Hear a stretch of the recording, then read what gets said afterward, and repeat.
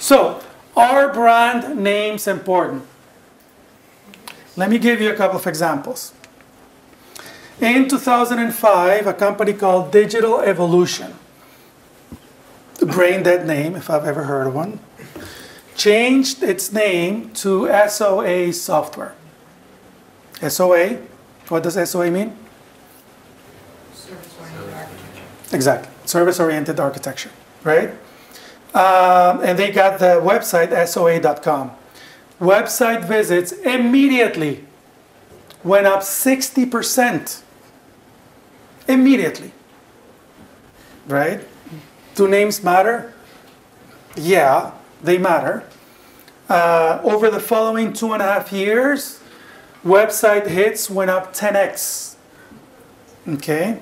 And product revenue went up 15x, from $1 million to 15 million. Now, this is not everything they did. Okay, of course, they had a great product, blah, blah, blah, right? Just a name and change in name will not do this, but immediately it went up 60%. Right? And that tells you that a name can be huge, right? Dramatic impact. Now let me tell you the opposite. Cingular spent $4 billion to become a quote-unquote recognizable brand name. $4 billion. And then what did they do?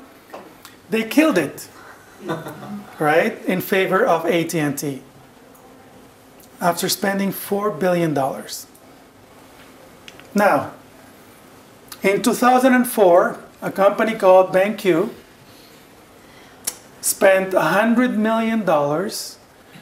They changed their name from BankQ small q to big Q because people pronounced it bank. Okay? Because people pronounced it bank. And they wanted to be pronounced BankQ. That cost them $100 million. But wait, there's more. Then it changed it again to Kizda. What VP of marketing should we fire? Right? Hello? Didn't you understand the first time that bank means nothing? And neither does Kizda. And for that, you're spending $100 million a year? What did they say? Good question. Who asked that? What do they sell? Good question. After hundreds of millions, a Silicon Valley crowd doesn't know what they sell. That is a waste of money if I've seen waste of money. Okay? So let me tell you about the psychology of easy. It's called cognitive fluency. The easier it is to pronounce, to process, not to pronounce, to process and understand something, the more likely we are to believe it's true. The easier it is to process and understand something, the more likely we are to believe it's true, despite the actual truth. Okay? Companies with easier to understand names significantly outperform those companies with hard to pronounce names. What?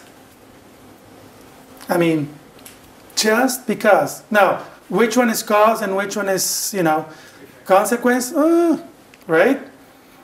So, cognitive fluency means this: clarity, simplicity, and repetition. That's cognitive fluency. Clarity, simplicity, and repetition. Disfluency is the contrary, right? Basically, if something you can't compute it easily, then alarms go up. Okay? Bank. Kizda. Right? Cingular. Alarms go up. And that's why these companies are having to spend $4 billion to create a brand name. Now, why do companies still have names like Zoom? and Optio. I mean, can you take the name, the category, and the company and say this name is from that category, from that company? How hard should that be? How hard of a puzzle should that be? Okay? Do this at home. Okay? So what brand name should you use? And I'll close with the next few slides to tell you what brand name you should use. Now, if you have a product or service that is hugely valuable and it's free, and your target is internet consumers, and you have tons of money to spend on publicity and or advertising, and you give stuff away for free. Did I say that? Yeah, free. And maybe you have the possibility of going viral, and everything in your strategy is right. Then you can do anything you want. Okay? Then you can call your company anything you want. All right? And may God bless you. Okay? Because you got lucky. Call your company Bazinga. All right. Otherwise, for the rest of us humans, okay, what do we do? Now, I already talked about how important names can be, especially in the early stages. If you have to ask, what does this company do? You've already added a huge problem, okay? Don't you want to be found in web searches? So let me tell you what you should not be. Avoid insipid, generic, manufactured name. What is Envala, or Tornado, or Mixtent, or Vivint? Okay, it looks like a computer generates all these names. And somebody gets paid 50 grand or 100 grand to do this. I think they're looking for available domain names, so that's... So are they looking for available domain names? What about Instagram? Instagram started 18 months ago. That was available, right? Companies, Altria, you know who Altria is? Oh, it's a Priya, never mind. It's the opposite of healthcare. It's the company formerly known as Philip Morris. And they paid money to find a name that people would not know what they are. Right? And they found Altria. Now, why would you pay for a similar kind of name to be found? Okay.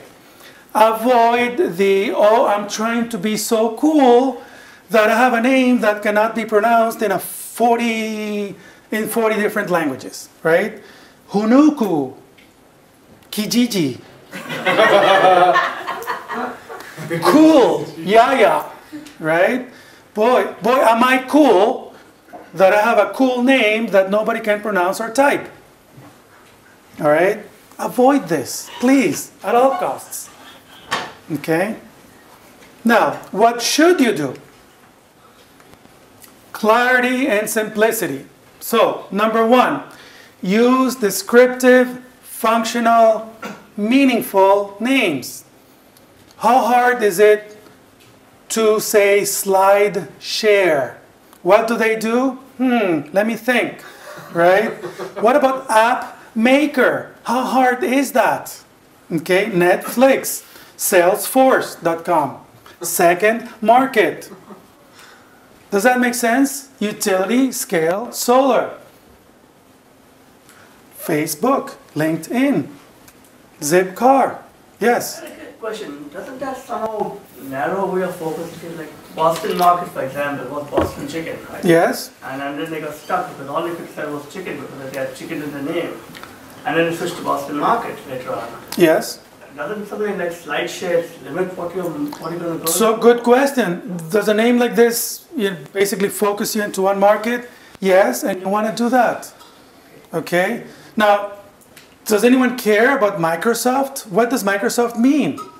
In the beginning, microcomputer software.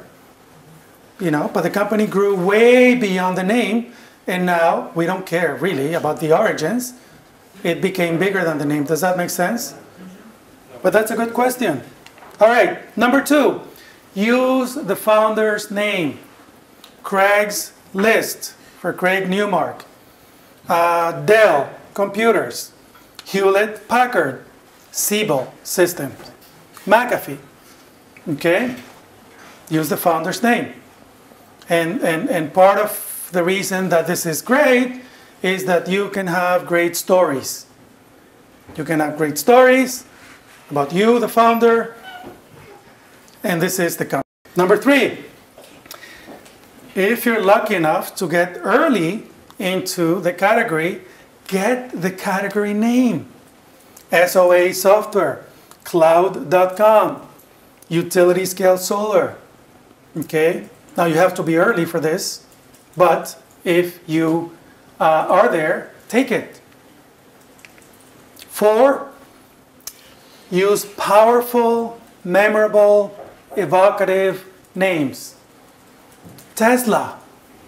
It's a great name. Tesla was, the biggest genius in electricity 100 years ago.